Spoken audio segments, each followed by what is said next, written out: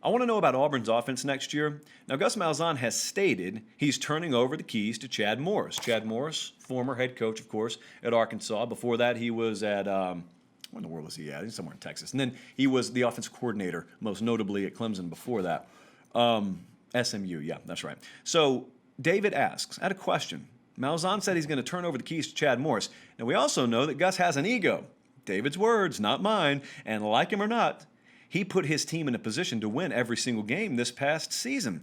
Execution was a problem, that's on him, but from a play calling standpoint, he put his team in positions to win with the help of Kevin Steele. Do you see any potential problems between Malzahn and Chad Morris's offensive philosophies? If so, what might they be? This is an interesting question. This is the question at the forefront of pretty much every Auburn fan's mind right now.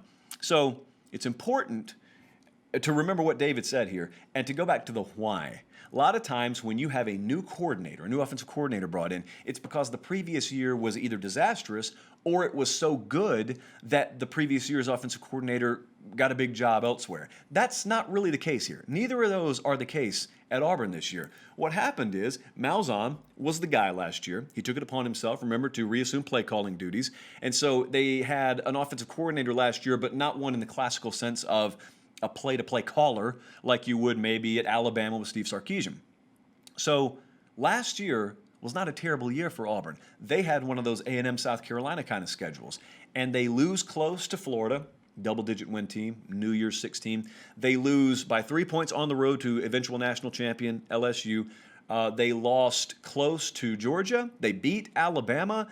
This was a team that was close against a lot of very good teams. They didn't go 4-8. They didn't go 7-5. They had a pretty good year.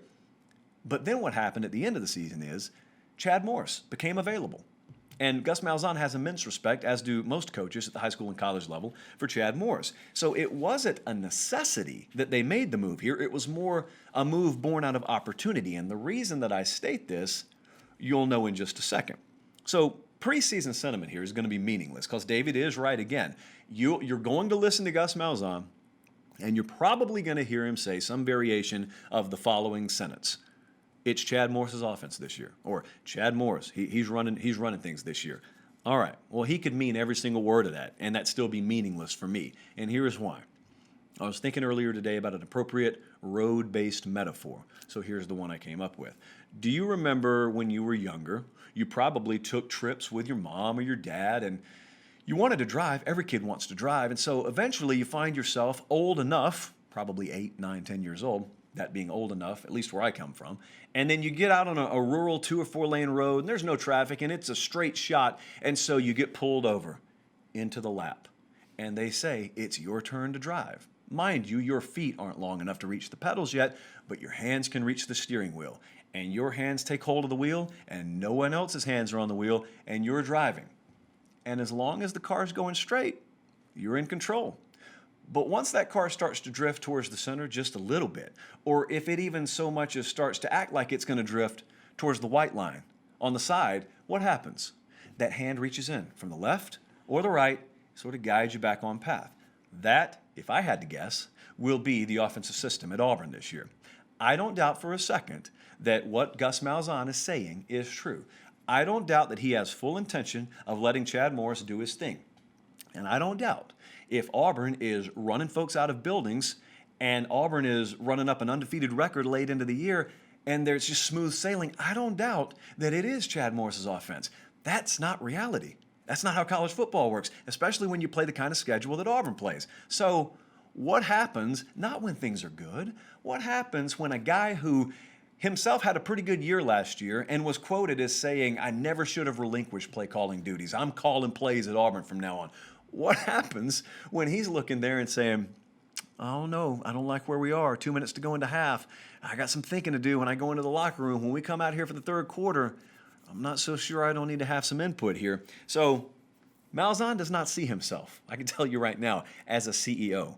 Malzahn sees himself as a play caller. He's a quarterback on the sideline. He is a second pair of eyes for his quarterback, and that quarterback, the one he has been pretty emphatic in saying he's going to win a national championship with in Bo Nix, he recruited him. He's developing.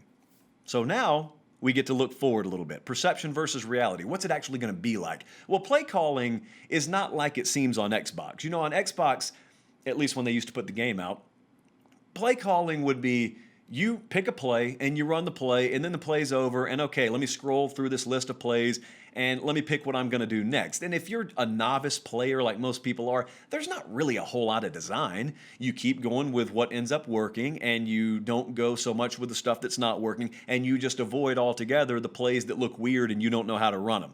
Well, in football, there's a whole lot more design. It's a lot more chess-based in that you're trying to think several moves ahead, and you have points, and you have counters, and you have moves and counter moves. And so, you got about a 2 or 3 set list of here's scenario A, they go this way, we're going this way. If they go that way, we're going to go that way. And you sort of reassess at various points throughout the game.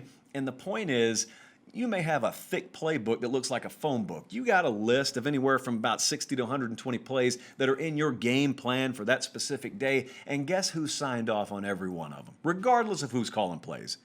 The head man has signed off on every single one of them, and you've filtered out what works in practice and doesn't work in practice. And that guy that you're looking at right here, if you're watching on YouTube, Gus Malzahn, no matter who's calling plays, he signed off on it. So what will it probably look like? Malzahn's going to be involved. You'll probably not know it unless you're privy to the headset, and to my knowledge, no one else is. You may not know it necessarily, but there are different ways here. There are different ways in the flow of a game for both guys to be involved in the play calling process.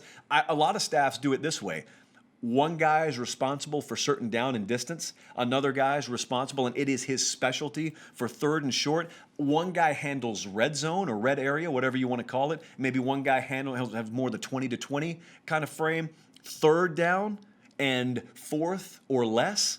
Third down and 6 or more. You may have on any given Saturday, that being in Malzahn's wheelhouse, and he's got it when that kind of situation develops. The point is, there are 1,000,001 different ways that this could unfold. But no, David, in a roundabout way, to answer your question, I don't believe the keys are solely in the hands of anyone at Auburn when it comes to offense. So, having said all that, the next question that we're not necessarily going to answer tonight is losing what you lose on the offensive line and needing the leap in production that you need from the quarterback position this year. Do you get those things taken care of? Because I don't really know any offense that's going to do a whole heck of a lot as it comes to contending for an SEC championship if you don't get improved play from a guy that I think's capable of being a star. Bo Nix got the physical attributes, certainly didn't put up the production on a consistent basis last year. You got to develop there.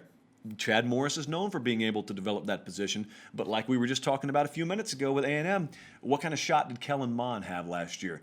Development or not, what kind of shot did he have behind that offensive line? And then we fast forward to this year with Auburn. Will we be asking the same question? I mean, when they go into big games, is the first 2 or 3 sentence summary or preview, rather, for every Auburn game, if Auburn's offensive line can hold together, then ellipses. That's not necessarily a place you want to be. So time will tell there.